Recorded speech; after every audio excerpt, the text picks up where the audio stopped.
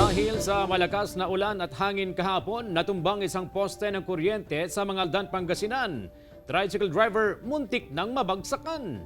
May ulat Jasmine Gabriel Galban. Dahan-dahan at maingat sa pagdaan sa kalsada ang mga motorista para maiwasang masagi ang nakalaylay ng mga kable ng kuryente sa bahagi ng barangay Barimang, Aldan, Pangasinan. Kahapon ng hapon, sa lakas ng buhos ng ulan na sinabayan pa ng malakas na hangin, natumba ang pose ng kuryente dahilan para lumaylay ang mga kable. Muntikan pa raw madaganan ang dumadaan na tricycle noon. Nung binalit sa akin, wala na yung aksidente. Inayos din agad ng Senpelco ang linya ng kuryente. Pero ang reklamo ng mga motorista na nanatiling peligroso ang poste at mga nakalaylay na kable. Siyempre, sasabit pagkuhan.